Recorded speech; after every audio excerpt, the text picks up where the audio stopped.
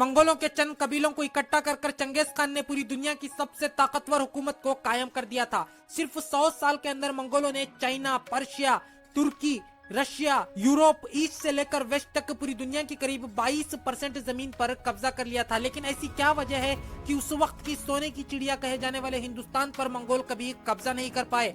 आइए जानते हैं सच स्टडी में अलाउद्दीन खिलजी और उनके जाबाज कमांडरों ने कैसे हिंदुस्तान को मंगोलों के कहर से बचाया। इंडियन हीरो के एक और एपिसोड में पूरी दुनिया की बड़ी बड़ी ताकतों को अपने ताकत के बल पर झुकाने वाले मंगोलों का मंसूबा अब हिंदुस्तान पर कब्जा करने का था।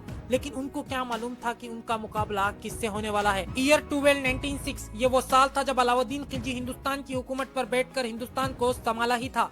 लेकिन इसके अगले साल ही मंगोलों ने हिंदुस्तान के ऊपर एक जबरदस्त हमला कर दिया।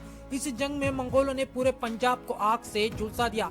मंगोल जहां जहां से जा रहे थे वहां पर सिर्फ और सिर्फ मौत नजर आ रही थी। बच्चों को, औरतों को, बुजुर्गों को, सबको मंगोल एक के बाद एक कत्ल करते जा रहे थे।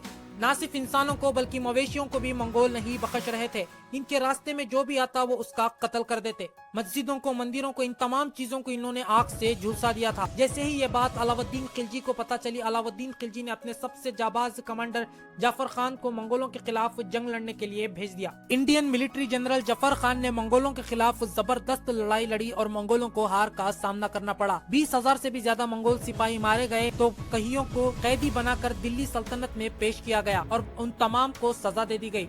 लेकिन अलाउद्दीन खिलजी को क्या मालूम था कि मंगोल और एक बड़े हमले का मंसूबा बना रहे थे और इसके अगले साल ही मंगोलों ने हिंदुस्तान के ऊपर एक और बड़ा हमला कर दिया। इस बार मंगोलों ने अपनी पूरी ताकत के साथ हिंदुस्तान के ऊपर हमला कर दिया। अलाउद्दीन खिलजी के तमाम मिलिट्री जनरल हिंदुस्तान के अलग अलग कोनों में जंगों में उलझे हुए थे। जफर खान इकलौते ऐसे मिलिट्री जनरल थे जो मंगोलों के खिलाफ खड़े हुए थे। अलाउद्दीन खिलजी का यह हुक्म था कि उस वक्त तक जंग ना लड़े मंगोलों के खिलाफ जब तक मदद नहीं आ जाती।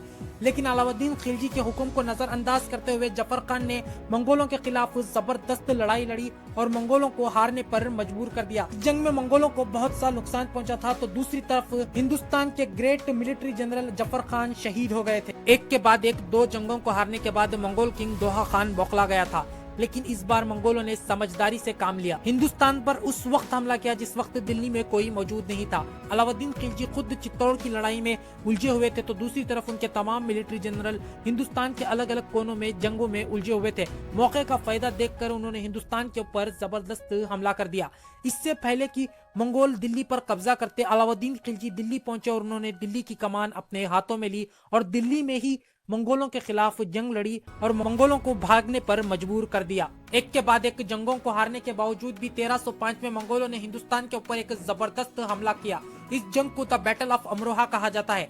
इस जंग में भी अलाउद्दीन खिलजी ने मंगोलों को हार का मजा चखाया। इसके अगले साल ही मंगोलों ने हिंदुस्तान के ऊपर और एक हमला किया 1306 में। इस जंग को द बैटल ऑफ रवि कहा जाता है। इस जंग में भी मंगोलों को हार का सामना करना पड़ा।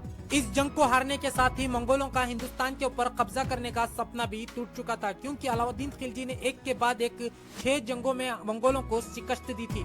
अलाउद्दीन खिलजी और उनके जाबाज मिलिट्री जनरल जफर खान, मलिक गफूर और हुलू खान की सूझबूझ की वजह से उस वक्त हिंदुस्तान मंगोलों के कहर से बच गया। अगर ऐसा नहीं होता तो मंगोल पूरे हिंदुस्तान को तबाह और बर्बाद कर देते, बिल्कुल उसी तरीके से जिस तरीके से मंगोलों ने बगदाद को तबाह किया था। एक रात में बगदाद के 90% लोगों का कत्लेआम कर दिया था मंगोलों ने। लेकिन आज कुछ लोग पद्मावती के साथ अलाउद्दीन खिलजी के रिश्ते को जोड़कर अलाउद्दीन खिलजी को बदनाम करने की कोशिश करते हैं। आपकी जानकारी के लिए बता दूं कि अलाउद्दीन खिलजी के पैदा होने के 100 साल पहले पद्मावती इस दुनिया से जा चुकी थी।